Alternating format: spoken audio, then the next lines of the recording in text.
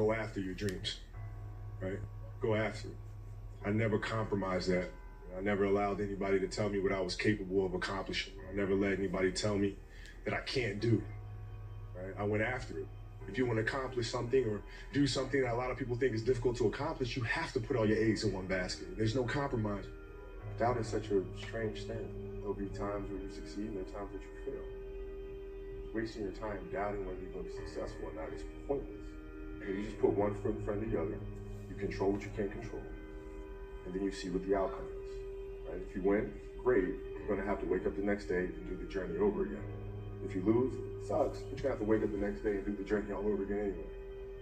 You know, if you want to play at an excellent level, if you want to do something excellent, you have to be excellent all the time. It's a way of life. It's not just I show up on Monday and be excellent. No, it don't work that way. You got to be excellent across the board, right? And that's how you build habits. When excellence becomes a habit, then that's just who you are. The fact of the matter is I'm still trying to get better. Make sure that you put your mind to it and go at 110%. Don't let anybody tell you otherwise. Not only academically, but whether it's athletically, you have to go at it 110%. Don't let anybody tell you can't do something. The only person that can stop you from accomplishing something is yourself.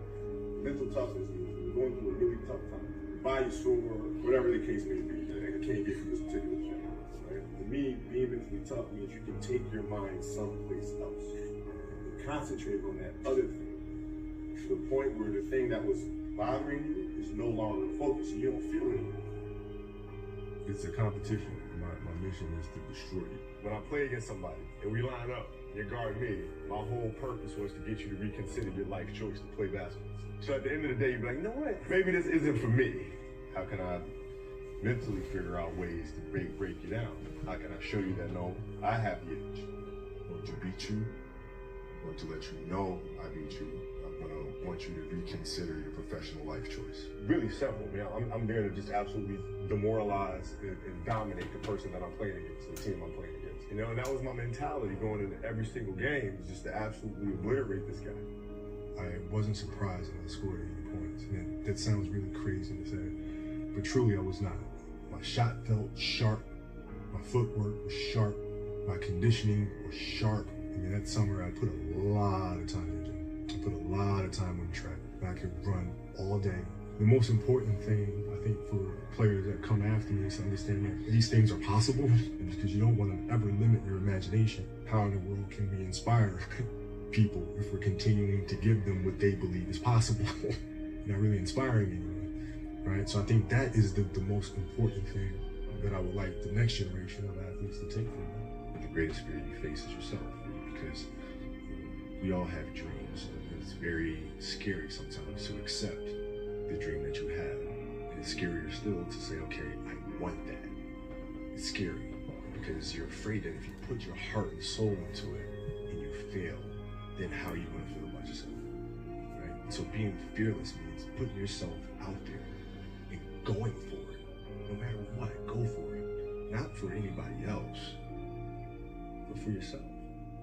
I think the definition of greatness is to inspire the people next to you. It's how can you inspire a person to then in turn inspire another person, that then inspires another person. And that's how you create something that I think lasts forever. And I think that's our challenge as people, is to figure out how our story can impact others and motivate them in a way to create their own greatness. You got a lot of people paying their hard-earned money to come watch you perform. It's your job to be in shape. It's your job to be strong enough to perform at that level every single night. And as a competitor, I'm not ducking shit. So if there's something I can leave for this next generation, is to have that constant curiosity about the game. You have to continue to ask questions and try to understand why things happen. Because when you understand why things happen, then you understand how to make things happen. The way we approach the game, the same way we approach life. You do the right thing, you make the right play. You make the right play. And in life, it's the same thing. What do you feel in your heart is the right thing to do? And you do that. You know, it seems so simple, but sometimes the simplest things are the hardest things to do. What I've learned is to always keep going. Always. No matter what happens, the storm eventually ends. And when the storm does end, you want to make sure that you're ready. He had a great quote that said, rest at the end, not in the middle. And that's something I always live by. I'm not going to rest, I'm going to keep on pushing now. There are a lot of answers, that I don't have, even questions that I don't have. But I'm just gonna keep going. Have a good time. Enjoy life. Life is too short to get bogged down and be discouraged. You have to keep moving. You have to keep going. Put one foot in front of the other, smile, and just keep on rolling. My philosophy was a very simple one. And I made a promise to myself that I was going to work that hard every single day so that when I do retire, I have no regrets. And that was the most important thing for me, is to leave no stone unturned, get better every single day. And if I lived that way, then over time, I'd have something that was beautiful. If you live your life to just get better every single day, do that for 20 years, what do you have? Is how do you negotiate with yourself? We talk about the mental side of it, like the thoughts that happen in your mind when you're going through a competitive situation or you're facing a tight deadline and you talk yourself out of it. So you say, okay, well, it won't be a big deal if I don't do it, or I don't have to get up on a Tuesday morning, then go ahead and hit the track. What does this day really mean? Like, when you have those conversations with yourself, are you able to negotiate your way out of that little voice telling you it's not that important? Or does that little voice get the best of you? I think that's what separates people who want to do great things versus people who don't. If you're going to do something, do it to the best of your ability. No matter what it is, if you're going to do it to the best of your ability. Like, when you find that thing that you love, then life makes sense. You wake up in the morning and life makes sense. And you have to figure out what it is that you really want to do. Like, wake up in the morning and say, I'm excited to go do this. But when you find what it is that you love to do, then you wake up every morning with a sense of purpose. If you love what you do and it's making you happy, all the hard work and perseverance will pay off. Yeah, that's the trick, isn't it? It's finding what you love to do. I wake up in the morning excited to get to it. And if you have that feeling, then you're truly doing what God has put you on this earth to do. I don't negotiate with myself. I told myself at 13 that I want to be one of the greatest who have ever played. That's the deal I made. I shook hands with myself. That is the deal. That is the contract. That is non-negotiable. I was on the track at like 4:30 a.m. In the middle of it, I'm thinking to myself, man, my legs are really tired. They're really hurting. And then I thought to myself, well, what would a quitter do? Would they just stop right now? Like, how does that work? Like, if I just stop right now, what would that feel like? Is that why there's always in second place? But I want to tell you guys something. When you have a dream, the one thing you have to watch out for are those out there that are trying to crush your dream. And you cannot allow that to happen. That is your biggest challenge. So I challenge you to have your dream, go after it with all you have, and be legendary in your own right. The confidence comes from preparation.